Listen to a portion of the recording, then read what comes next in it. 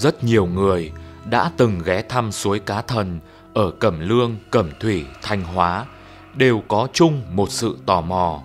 Tại sao người dân sống quanh đây không dám ăn thịt cá mà lại tôn thờ và bảo vệ chúng? Liệu đàn cá có một khả năng đặc biệt nào đó mới khiến chúng được gọi là cá thần? Ban đêm tại khu suối này có điều gì kỳ lạ hay không? Và đặc biệt, trong miệng hang nhỏ mà đàn cá chui ra chui vào mỗi ngày, nơi cất giấu những bí mật về vòng luân hồi của loài cá kỳ lạ này, trông như thế nào? Mang tất cả những thắc mắc tò mò đó, chúng tôi đợi đến khi màn đêm buông xuống để đi tìm câu trả lời thực tế của riêng mình. Trong đó có cả những hành động dại dột để kiểm chứng với đàn cá. Chúng tôi sẽ có được điều mình mong muốn hay phải trả giá khi đụng vào con suối thiêng của người Mường?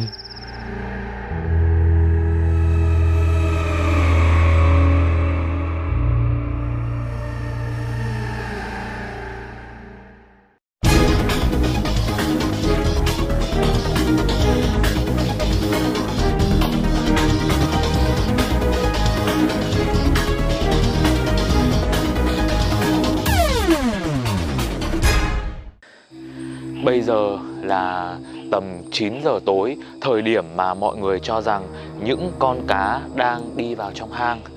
Và bây giờ thì tôi đang ở suối Cá Thần. Các bạn có thể thấy rằng là khung cảnh ở đây hoàn toàn trái ngược lại so với ban sáng. Nếu như ban sáng thì vô cùng đông đúc, hàng quán cũng như là khách du lịch, thì ban đêm tất cả đều là một không gian tĩnh lặng. Chỉ có tiếng ếch nhái, tiếng côn trùng, tiếng chim kêu. Anh ơi cho em hỏi là cá đây là mấy giờ nó đi vào hang nó ngủ nhỉ? Dạ, hầu như là nó không ngủ đâu anh ạ. Nó cứ ban ngày ban đêm nó ở như vậy thôi. À thế à? Vâng. Nó không ngủ. Thế sao mọi người nói rằng là buổi sáng em hỏi gần như 100% nói rằng là tối nó sẽ chui vào hang? Không ạ, không bao giờ vào, ban ngày vẫn như ban đêm. À. Vâng, chỉ có là cái mùa mưa ấy, nước nó dâng cao lên một tí nữa, nó nhiều nước hơn là nó ra nhiều hơn thôi, chứ còn không bao giờ nó vào hết đâu anh ạ. À. Vâng. Đấy, thế là nó vẫn bơi lội như vậy thôi. Thả nào em thấy lạ. Vâng. Thế anh dùng đèn này đi làm gì đấy? Đây em đang soi đây. Soi cá? Vâng, mình xem, em cũng hay xem ở đây này, ban ngày như ban đêm anh ạ. Đấy, tại sao nó cứ hay tập trung nhiều ở đây, bởi vì cái mùa quả này ấy, đây là quả sung. Đấy, quả sung quả vả đấy là nó chín nó rơi xuống là nó tập trung xuống đây, nó ăn ầm cả đêm luôn anh ạ. Rơi cả ban đêm ban ngày nó vẫn như vậy đây này. Thế cho em hỏi này, là anh ở đây thì cũng đã lâu ấy, thì anh có nghĩ rằng là cái loài cá này nó có một cái khả năng, cái nhạy cảm gì đấy đặc biệt không? Bởi vì có nhiều con nó cũng rất là to, nó sống lâu ấy. Vâng. Theo như em thấy là nó gọi là trường sinh bất lão rồi đấy. Bởi vì cái thế hệ của em đây là cái vấn đề chết là sẽ có. Nhưng mà cực kỳ hiếm luôn. Nó là rất hiếm. Tức là rất hiếm khi mới thấy một con cá ở đây chết đúng không? Mọi cái nó tồn tại nó đều có sinh tồn. Và một cái chết đi, nhưng mà loài cá này nó rất thân thiện, là có một cái là mùa mưa lũ nó ngập hết cái bờ đê dưới kia, nó không bao giờ nó đi. Có một số người đến đây người ta muốn sờ được nó ấy. Như bọn em thì rất đơn giản. Không biết là nó quen với con người ở đây hay sao, hay là vị khách lạ nó vẫn biết. Người lạ một số muốn sờ nó vẫn là nó né ngay. Nhưng mà người thường mình đây, người dân ở quanh đây, một số người hay thường xuyên hay sờ hay nghịch vuốt ve bình thường thôi, không có cái gọi là thái độ động chạm mạnh ấy, là nó vẫn cho sờ. Nhưng mà vị khách nào mà muốn sờ mạnh hay là người ta gọi là vung tay nó hơi mạnh một tí thôi á, chỉ có một lần xuống, lần muốn sờ lần hai không sờ được. Nó lại vẫn như vậy. Nhưng mà bây giờ buổi tối này thì anh có xuống sờ được không? Cũng có khả năng là sờ được, với là có là không. Hay là thử đi. Vâng. Nhá. Nó có mùi là nó sang liền đấy. Bây giờ thử nhá. Thử. Anh nói rằng là cá nó thông minh như kiểu là chó mèo, tức là những cái người quen ở đây, những cái người sống đây lâu thì có khả năng là sờ được, vuốt ve nó, còn những người lạ thì khó. Thì bây giờ tôi muốn là anh đi thử xuống vuốt ve nó, và tôi cũng sẽ xuống xem là chúng có cái khả năng gì không. Nếu mà chúng có cái khả năng đấy thì hoàn toàn là giống với chó mèo rồi.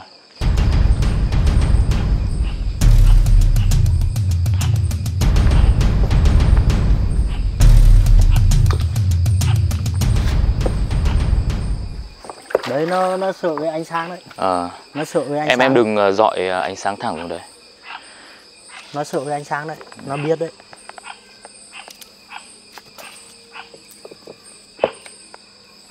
Đấy, ban đêm nó chậm hơn ban ngày. Tí nữa nó sang đầy đây mà nó ăn nó biết ngày nó sang đầy mà. Đấy. Đấy, bắt đầu nó cuội là nó sang dần. Nó vẫn biết đấy chứ không phải nó không biết đâu. Cực kỳ khôn. Đấy, bắt đầu nó sang dần đó.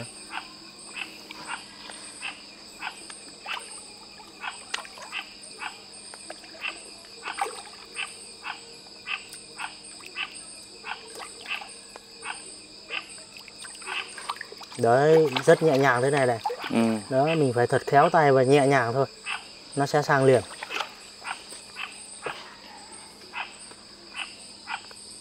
Đấy, nhẹ nhàng thôi. Nó cho mình sờ ngay. Có khi thậm chí mình nâng được cả cái đầu nó lên. Thế à? Phải thật khéo tay. Đấy. Nó là loại cá nước lạnh. Nó nặng hơn cái loại cá ở nước bùn. Vâng. Tức là sở dĩ nó sống ở trong hang rồi có thể nước trong nó lạnh hơn. Vâng, lạnh hơn. Lúc nào cũng nhiệt độ nó ấm lạnh như thế này. Nhưng còn cái nó có giao điểm cái mùa đông ấy là giữa ban ngày với ban đêm. Tầm khoảng 7 giờ. 7 giờ tối là nó giao điểm nước. Anh nhà mình là kinh doanh ở đây à? Không ạ, nhà em là đất ông cha từ xưa. Không thuê không mướn. Đất có chính chủ luôn. Đấy. Bảo mình có đồ ăn gì không? Đồ ăn đêm anh? Hay là cho cá hay là gì? Bây giờ mình muốn làm một cái thử nghiệm. Bây giờ mình muốn làm một cái thử nghiệm, đó là thử cho nó ăn thịt cá mà mình vẫn hay ăn ấy. Ngày nào có công có việc gia đình nhà mình ra đây thịt gà ấy. Mình mổ ra cái con gà đấy, mình lấy thịt nhưng mà mình để cái ruột nó ngoài ra này, phan lồi ngay. Ăn ngay. Tranh nhau ăn hết sạch luôn cả cái bộ lòng. Đó là tới nó ăn rồi. Mà anh đã thử với cá chưa? Chưa. Thịt, tức là cá là chưa thử đâu đúng không? Chính xác, cá chưa thử nhưng mà các loại thịt là ăn hết. Ăn sạch luôn. Có thậm chí cả con gà anh thịt xong anh ném xuống nó chành nhau hết, nó vẫn chành. Thế là nó ăn được cả thịt đúng không? Vâng. Thế mà tại sao nó không ăn những cái con cá con ở đây nhỉ? Nếu như nói đến cá thì khả năng là chưa ăn. Bởi vì sao? Bởi vì xung quanh này nó rất nhiều cá con này. Nếu như nó ăn là nó vẫn ăn cá con lội. Nó không ở đây, nhưng mà thực tế là nó ăn thịt là có.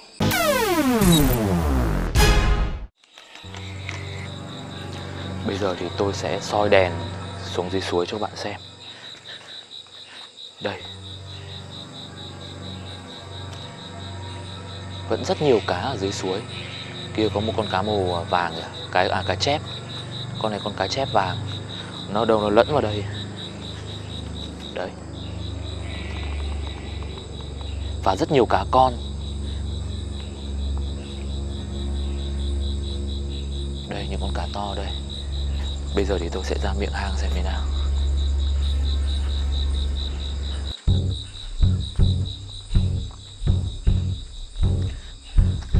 Cá nó sợ ánh đèn.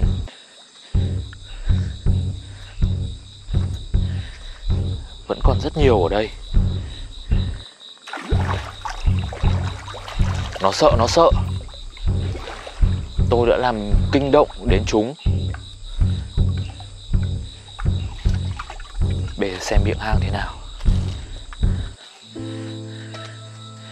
Có thể rằng là gần như là chưa bao giờ, cũng như là rất hiếm khi mới có người soi đèn vào ban đêm như này, làm kinh động tới lũ cá. Đây, miệng hang đây. Thì tôi thấy chúng chưa hoàn toàn sẵn sàng muốn đi vào hang.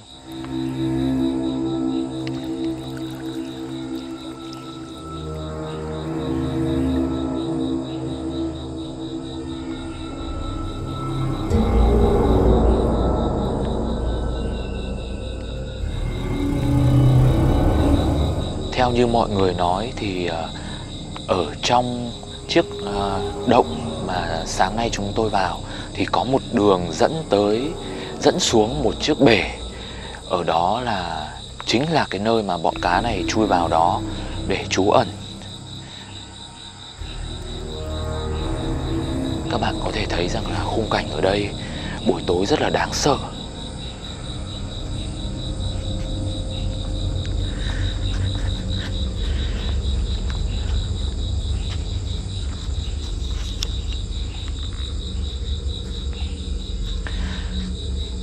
Gần như là không có ai ở đây cả. Cây cối thì phủ một màu xám xịt, đá cũng thế, rất xù xì. Đây tôi thử xem trước miệng hang này xem như nào.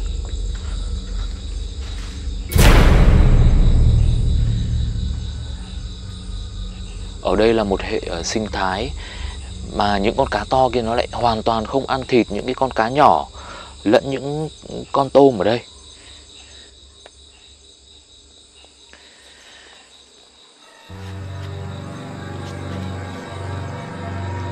Ui em ơi, những con ong này là con gì nhỉ? Ong gì nhỉ? Con này nếu mà ong đất thì là nó đập chết mình đấy, nó đốt chết mình đấy. Đây này nhiều lắm này. Ui cẩn thận nhá, có thể buổi tối bọn nó chưa kịp bay về tổ ấy. Tôi sẽ đứng lấp ló ở đây xem là để xem bọn cá này. Thực ra nếu mà nhìn theo cái hướng này thì sẽ thấy là cá nó đi theo hướng vào trong hang nhiều hơn là đi ra ngoài. Tôi nghĩ rằng không phải là ngẫu nhiên mà người ta gọi đây là suối cá thần. Những con cá này nó có hiện thân cho những vị thần nào đó, hay là nó có một cái điều gì khiến cho người dân ở đây sợ đến như vậy. Tôi rất muốn thử thách một cái gì đó vào chính cái giờ 9 giờ tối ngày hôm nay để xem là có cái điều gì sẽ xảy ra với tôi hay không. Mà thực sự các bạn thấy rằng là ban đêm cá rất thính. Khi mà tôi nói như này, nó có thể nó cảm nhận được. Tôi nghĩ rằng là cái chuyện lội xuống suối rồi bắt cá để ăn thịt, đó là cái việc mà không văn minh. Nó hoàn toàn không văn minh. Tôi sẽ không làm cái thử thách đó. Tôi biết rằng nhiều bạn sẽ nghĩ trong đầu rằng là muốn tôi làm cái việc đó, nhưng tôi sẽ nói luôn, tôi sẽ không làm.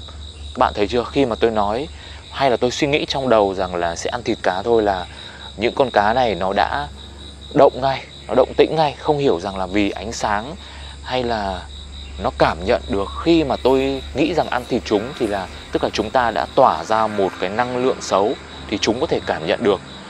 Cá thì tôi đọc trong những tài liệu được biết rằng là ở Nhật Bản có loài cá koi ấy, là cái loài mà có thể cảm nhận được cái năng lượng xấu. Thì không hiểu rằng là bọn cá này nó có cảm nhận được cái điều ấy không. Tôi vẫn có một niềm tin gì đó, đó là cái khả năng ngoại cảm của những con cá này giống như là cá koi của Nhật Bản. Chính vì vậy mà bây giờ tôi có mặt tại con suối này vào lúc nửa đêm để mang một khúc cá đã rán giòn. Khúc cá này còn đang nóng hổi đây. Đây tôi sẽ ngồi xuống đây.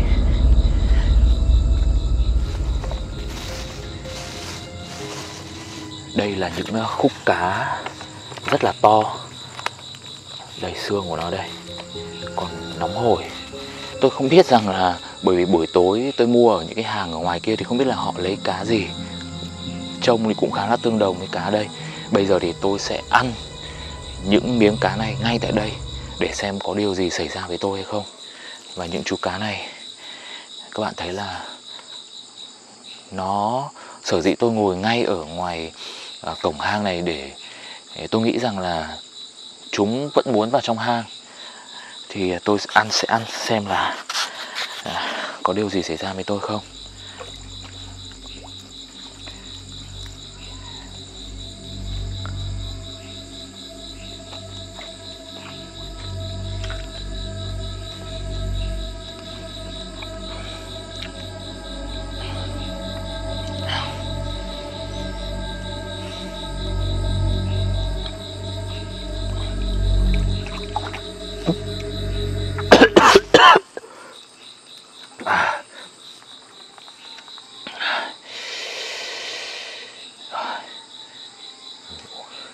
Các bạn có thể thấy là những chú cá này bây giờ nó rất là dạn rồi, nó không còn sợ ánh đèn nữa. Tự nhiên nghẹn.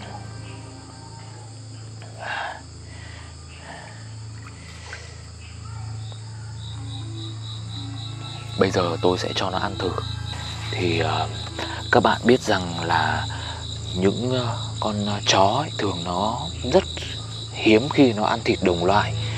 Thì bây giờ nếu như những con cá này nó có cái khả năng ngoại cảm thực, thì tôi nghĩ rằng là ngay tại cái thời điểm này tôi đang tỏa ra một cái năng lượng rất là xấu. Bởi vì là ý đồ của tôi không tốt. Tôi không biết rằng là những con cá này nó có khả năng cảm nhận được cái điều đó không. Thì tôi sẽ thử cho nó ăn những miếng thịt cá này, xem điều gì sẽ xảy ra. Tất nhiên rồi, tôi sẽ không cho nó ăn phần xương, bởi vì có thể nó sẽ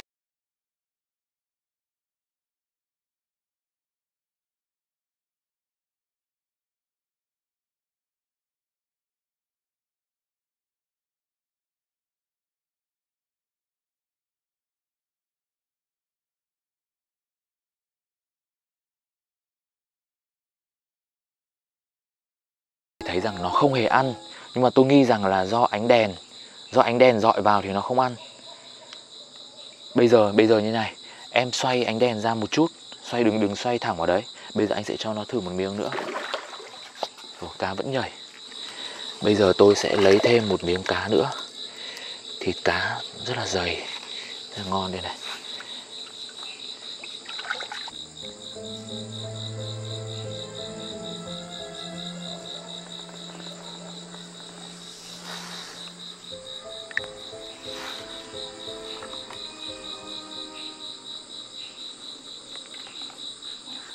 Những miếng cá đang ở dưới nước.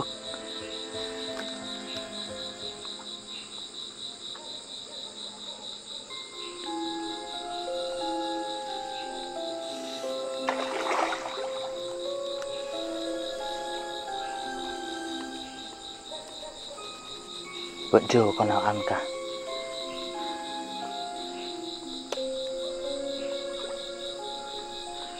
Chúng đang đến.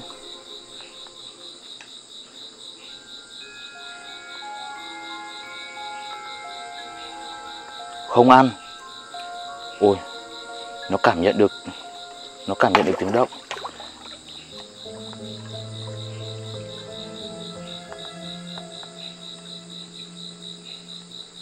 Những miếng cá của tôi vẫn còn nguyên.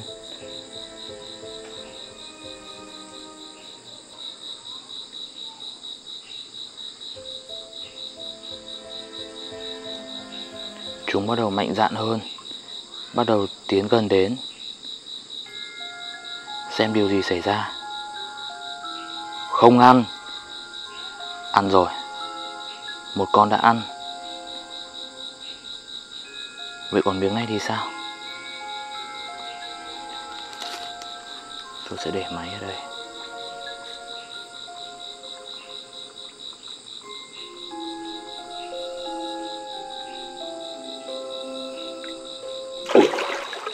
Cái gì đây?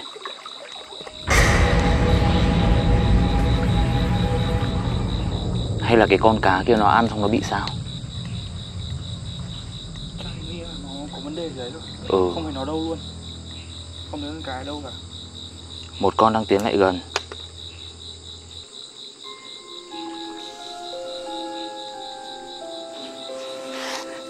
Cái cuộc chờ đợi này khá là sốt ruột. Một con đang tiến gần và nó chạy rồi.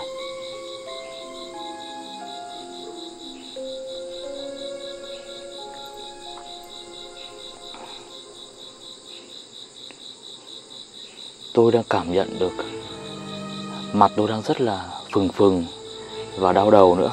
Không biết là có phải là do hậu quả của việc tôi uống nước suối từ lúc chiều không? Bây giờ vừa đau đầu mà lại vừa nóng mặt nữa cơ. Hoặc cũng có thể là do tôi ngồi đây quá lâu. Tôi nghĩ thế. Bởi vì tôi luôn luôn tìm những cái lý giải của mình để xem, cứ để thử một lúc nữa xem điều gì sẽ xảy ra với tôi và với lũ cá này. Hoàn toàn không có con nào bén mảng đến đây.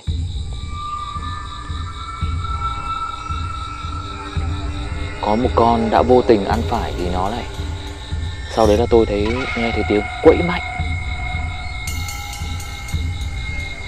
Bây giờ tôi sẽ cho cái đèn này dịch ra, có thể nó sợ ánh sáng.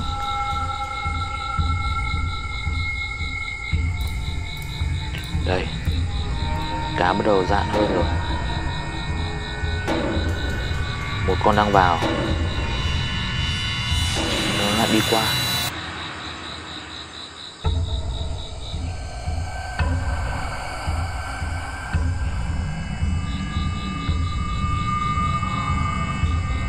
Cá khôn lắm. Chúng bắt đầu mạnh dạn hơn, bơi qua rồi.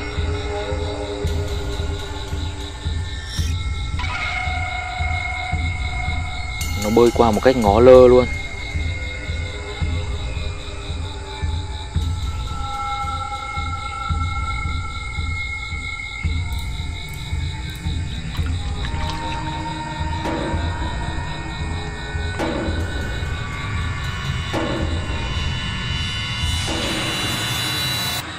Không ăn. Đến rất gần nhưng không ăn. Nhả ra, con kia nhả ra rồi. Tôi thấy nó, có phải không? Đúng rồi, nó ngậm vào nhưng lại nhả ra. Một miếng cá rất to màu trắng ở giữa suối, nhưng mà chúng không ăn. Đến thời điểm này thì có thể khẳng định một phần nào đó là những chú cá này, tôi nghĩ rằng nó có một cái linh cảm, một cái ngoại cảm khá là tốt.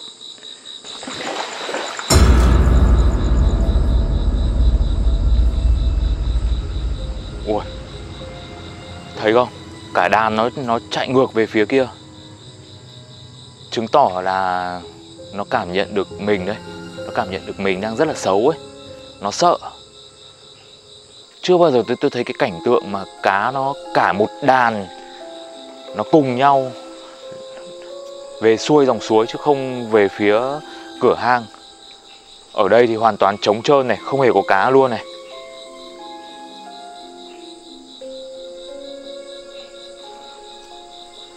Thôi đi thôi. Anh nghĩ rằng chỗ này không phải là cái nơi mà chúng ta ở lại quá lâu.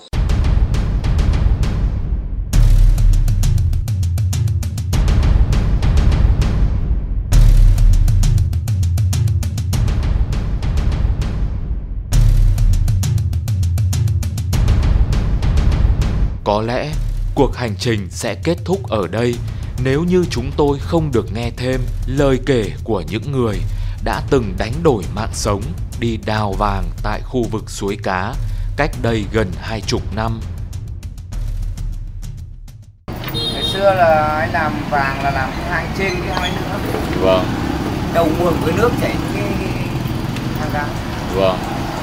Xong rồi anh ở trọ cái làng đấy. Trôi qua cái hang đó là sang đến bên kia là có một cái sa mạc cát, cảnh đẹp lắm. Nếu như mà ai mà chưa được vào cái hang đấy thì chưa nên chết. Đi mà có đèn. Vâng. Trong đấy nó hoàn toàn cách ly, nó như em nghĩ cái tưởng tượng như này.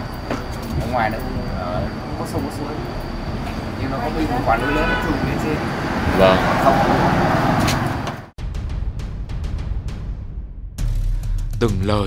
Từng lời như thôi thúc chúng tôi phải quay trở lại suối cá để mục sở thị bên trong hang cá chúa, mặc cho bảo vệ cấm cản hay những lời can ngăn của người dân về mức độ nguy hiểm.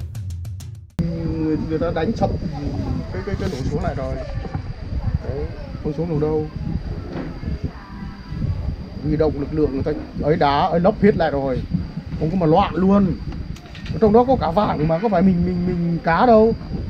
Đã ai xuống cái hang, cái bể cá dưới này chưa? Chưa. Thế à? Tưởng là biết thì dẫn đường anh xuống. Ngày trước xuống, không có cho xuống anh. Có động dư rồi anh ạ. có hàng rơi bên kia. Rất mà mọi người bảo là cái chỗ bể cá mà cá nó 6 chui anh ra cái đây nào, này. cái nào không? 6 Có ngày xưa người ta đi đào vàng nhưng không được xuống. Ngày xưa cũng có người ta xuống đi đào vàng thật đấy. Có vào động rơi mà xem thôi, động rơi đẹp Hàng lắm. rơi đấy. Bảy. Xem cá nó Thì anh tham quan động rơi nó đẹp chưa? À, chứ. Nhưng mà hồi đấy đi thấy thế nào, có khó khăn không? Dạ, Hay dễ? Đi khó. Thế à? Chui. Nhiều chỗ phải chui, không rộng. Nhưng mà có nước, ngập nước không? Dưới kia thì có nước. Nhưng mà nước có cao không? Nước có chỗ đến lưng, có chỗ đầu gối. Thế thôi gì. Chứ cá thì chỉ có chỉ cho bọn anh có dám xuống thì xuống rồi đó. Chứ còn nếu mà bây giờ bảo một đứa dẫn đi, chả ai dám dẫn đi xuống đấy cả. Sao lại không dám, có cái gì dưới đấy nữa? Không phải là không có gì không dám, mà là chúng nó không nhớ được đường. Không nhớ được đường. Chỉ có người lớn mới nhớ đường thôi, chứ bây giờ bọn bé này chúng nó đi theo chúng nó làm gì nhớ được đường. Chỗ dưới kia là Ở trong hang động mình có điện mình đi, chứ xuống dưới đấy làm gì Đúng có rồi. điện. là vàng dưới kia có vàng. Điện này anh có đèn rồi. Biết rồi, nhưng mà ở đây thì mình lạc, mình còn đi theo đường điện mình đi, ở chỗ đấy mình lạc mình chui đường nào, cái chui ngách này nó lại đi ngách khác làm sao, nó lạc một cái thì làm sao. Nếu tôi không nhầm thì đây chính là cái chỗ bít cửa xuống. Nhưng mà có thể là không phải, bởi vì cái này thì rất gần cái đường đi. Họ bít để cho an toàn chắc. Tôi vẫn sẽ đi tiếp để xem là còn một cái đường nào khác không.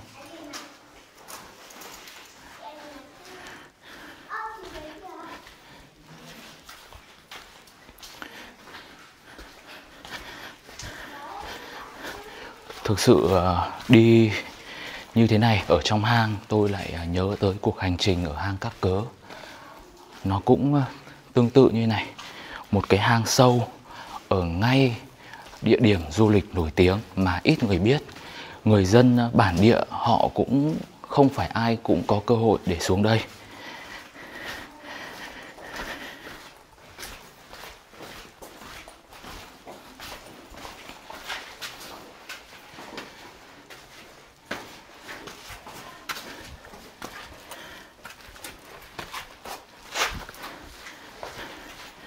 Các bạn có thể thấy là cái mùa mưa này đường rất là trơn trượt.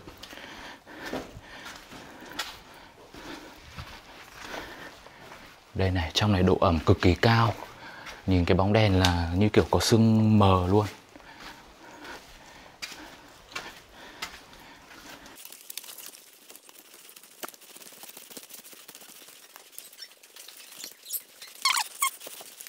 Tôi đi sắp hết cái hang này rồi, tuy nhiên vẫn chưa thấy một cái miệng nào mà bị bịt lại bằng những thanh sắt như là miêu tả. Ngoài cái chỗ kia thì phần lớn là đó chính là cái nơi mà chúng tôi xuống. Nếu mà cái đấy thì là quá nhỏ và người ta đã làm kiên cố, bịt kiên cố rồi, rất khó để xuống.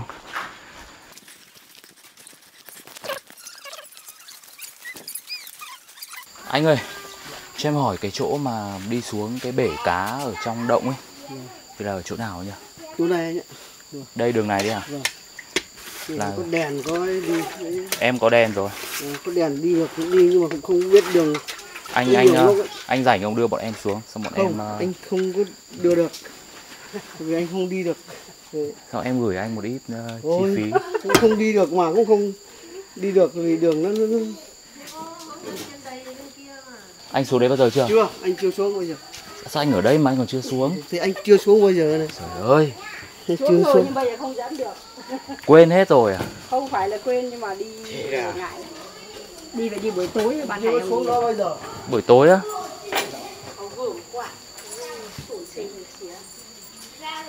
Đây cô biết có ai dẫn đường được không? Dẫn đường à? Cháu muốn dẫn thì cháu phải ở lại tối em, bây giờ cháu không đi thì họ phát hiện ra không được. Phải có người đi rồi người ta hướng dẫn từng bước thì nó mới được. Chứ còn tùy tiện mà đi thì lại không biết được những cái bậc đá đấy. Thì đi nó cũng dễ thôi nhưng mà có nhiều người trước đây đã đi rồi. Thế từ khi trước đến nay là bây giờ là gắn cái thép lại là cấm hạn chế không cho người xuống. Còn tôi đã xuống 2 lần. Dùng đèn pin xuống có mình thôi chơi. Mình trước đó là đông người đã xuống rồi. Mình ở đây mà không xuống mà xem nó làm sao. Thì uổng đúng không ạ? Thế xuống 2 lần rồi. Tức là một mình đi xuống? Một mình chui xuống, đèn pin chui xuống để xem má chả rộng mênh mông. Lúc bác đi đấy là đi sâu người ta chứ. Là đi buổi tối à? Đi ban ngày chứ. Với đèn pin. Đi ban ngày. Một mình đi? Thế mà mình chui xuống để xem thôi, trước đây thấy người ta đi đẩy đó, mình chui xuống xem sao. Cũng không có nhiều. Vẫn cá lội tung tăng vẫn bình thường đầy thôi. Cá nhiều lắm. Có bãi cát rộng gì không? Có bãi xoáy, có hai bên, có cát, có 200 người vẫn ở được mà. Đẹp thế cơ. Đó. Bò thì bò một chiều thôi. Có chỗ rộng, có chỗ hẹp. Bò chuồn tới bẩn quần áo. Phải mỗi người mỗi đèn pin. Ngay cả khi tất cả đều từ chối dẫn đường, chỉ lối xuống hang, thì chúng tôi vẫn quyết tâm đi tới tận cùng của sự tò mò này.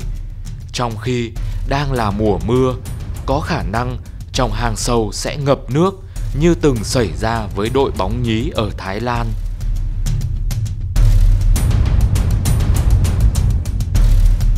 Xin các đấng hộ mệnh một lần nữa hãy bảo vệ chúng con.